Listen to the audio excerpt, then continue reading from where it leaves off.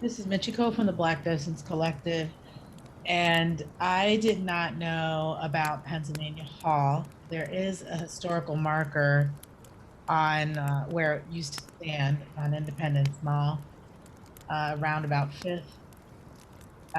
maybe about Fifth and Market. It's where I think the Mint is. That's the wrong side. Federal Reserve is on that side now. Um, but yeah, Pennsylvania Hall is so symbolic and makes me sad. I feel every time I go down to Independence Mall, all I can think about is this, honestly, because this was a hall that was built with the funds of many, many people for the purpose of abolition and fighting against slavery.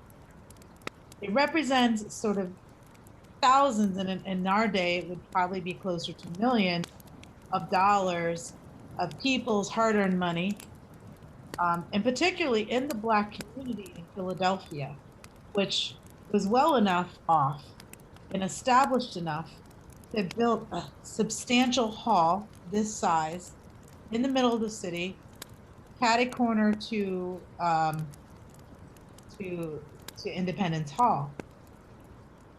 And if you look at this picture, you can see how grand it is. And if you go and you do a web search for Pennsylvania Hall, you'll find pictures of it, um, both before and after it burned. It only lasted after years of preparation, after the Black community had come together, and also white abolitionists to build this beautiful hall. 3 days later, essentially a white mob came and burned it down. And so, what I'd like to do is read to you from the Liberator. And the Liberator is William Lloyd Garrison's newspaper. And so, this is the next day when they received word that Pennsylvania Hall had been destroyed. They immediately printed this article. It's quite long, so just warn you. But I felt like it was important enough that we make this article come back into our current existence and remember what happened that day. So this was May 25th, 1838, from the Liberator. We have received an account of a riot which took place last evening outside of a large new building called the Pennsylvania Hall, lately opened in this city for scientific and political discussion and lectures, including the discussion of the question of abolitionism. As there is a part of the communication which is calculated to bring about a renewal of disgraceful scenes, we shall omit its detail, giving its substance. Last evening, the hall was crowded with about 3,000 persons to hear a lecture by Mr. Garrison, the owner and the publisher of The Liberator, my comment, and others. Of the audience, only one half were female. It was promiscuously compromised of white and Black people.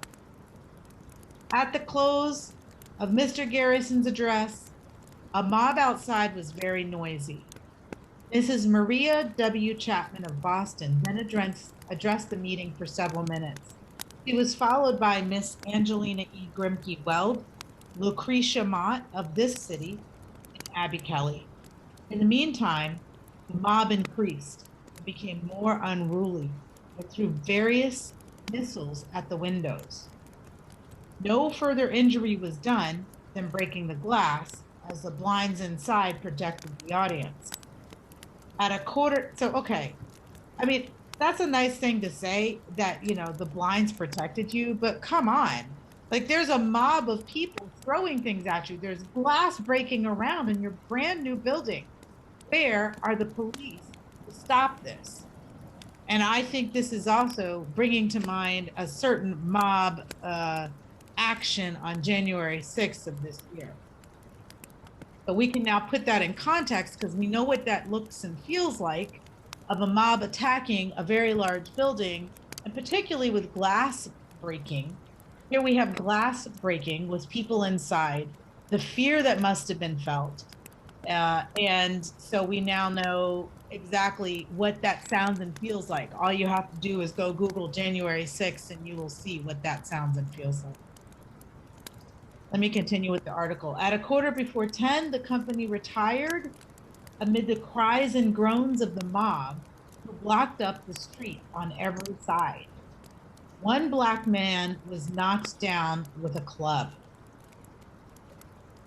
The proprietors of the hall have called upon the city to pay the amount of damages. The police will, we trust, use every exertion to discover and punish the rioters. And in the meantime, nothing should be done to excite popular outrage. For the present, Philadelphia has been sufficiently disgraced by a single riot. And then that is their commentary. And then here is a story from the Philadelphia US Gazette, which they have reprinted in the Liberator. Destruction of Pennsylvania Hall. During most of the day yesterday, large numbers of persons were standing around the hall, and it was evident that there was a purpose of injury. In the afternoon, the mayor went to some of the leading members of the society owning this building and represented to them the great danger of continuing to hold their meetings, and he especially urged upon them the propriety of not assembling that evening, as he had every reason to believe that there was an organized band prepared to break up the meeting and perhaps do injury to the building, and crowded as the walk must be by the company, this could not be done without personal injury and loss of life. It was agreed to forego the evening meeting. Note, this is my comment, that the group did listen to what the mayor said. And the mayor took the keys and went out and addressed the persons then in the street, stating that there would be no meeting and requested them as good citizens to retire. The people cheered the mayor, who returned to his office, placing person to bring information of any attempt at injury, calling all around him all his disposable force, and having some volunteers. Early in the evening, notice was given that a crowd had come down the street and was attacking the north side of the hall. This is after the mayor left with the keys. After people had cheered him, now here comes another mob. The mayor hastened up Fifth Street with his force, and when he met the crowd, which was dense and numerous, he sprung his rattle, and his police called upon the people to sustain the mayor, but not one person appeared to give aid. But this is very interesting. The mob was even turning against the mayor. It was then seen that those who had assailed the building had broken open the doors and lower windows, obtained entrance, and were beating out the upper windows. By this time, the mayor, who, if you will recall, had the keys, that's my commentary, and his police had attempted to arrest the course of destruction, but they were assailed with clubs and almost everyone severely wounded. Boy, does this sound familiar. Colonel Watma, the sheriff, also made it an attempt to restore peace and save the building, but he was attacked, severely bruised, and narrowly escaped. We learned that the persons inside then gathered the benches, chairs, and books in a heap, set fire to them, and then left the hall. The engines hastened to the conflagration, but the firemen were not allowed to play upon the building. Boy, does this sound like something else. Sort of a let it burn situation. I'm just like, can history stop repeating itself? But directed to play upon those houses endangered by the flame. So I will have you note, in this picture, there are homes next to Pennsylvania Hall, and that the firemen have water going into the homes, but not into Pennsylvania Hall. Firemen were not allowed to play upon the building, but directed to play upon those houses endangered by the flame, so that before 10 o'clock, the whole woodwork of the hall was entirely destroyed, and shortly afterwards, the crowd, which consisted of many thousands, began to disperse. Many thousands of people came to do this. We give the above statement as we gathered it at a late hour. We have no time to indulge in any reflections upon the outrage against the laws and the city's character. Here's what we have from the Philadelphia Herald. An immense concourse of people were assembled by the conflagration, and when the roof fell in, a shout of exultation was sent forth, as if liberty herself had been set free and the throne of a tyrant had been prostrated. A bystander in the crowd who seemed to have just arrived in our city asked us what was the character of the building on which the vengeance of a demoniacal mob had thus been wreaked, and we were obliged to answer, it was a hall dedicated to free discussion on subjects not of an immoral tendency. It may be proper to add that the loss of the building falls upon the city, again, who had the keys, according to a law enacted a year or two ago. We can scarcely suppose it necessary to say we are neither abolitionists nor advocates of abolition. This is the Philadelphia Herald speaking, and we disapprove altogether of their course. But while we make this disclaimer, we must say that we are no mobites or advocates of mobocracy. Now, here's from the Philadelphia Inquirer. Tumult. We have various accounts of a tumult which is said to have occurred on Wednesday evening in front of Pennsylvania Hall and 6th Street above Arch. The hall, as is well known, has just been built, and the ceremonies of dedication have been in progress since Monday last. It is stated that about 3,000 persons had assembled within its walls on Wednesday evening to listen to Mr. Garrison and others, a large portion of the audience being female. I think this was the convention of women abolitionists. The way that these newspapers are stating it, it seems like it's very heavily male oriented, but I believe that the actual convention at that time was female abolitionists. Mr. Garrison was invited, but Lucretia Mott and the Grimke sisters were the keynote speakers that day.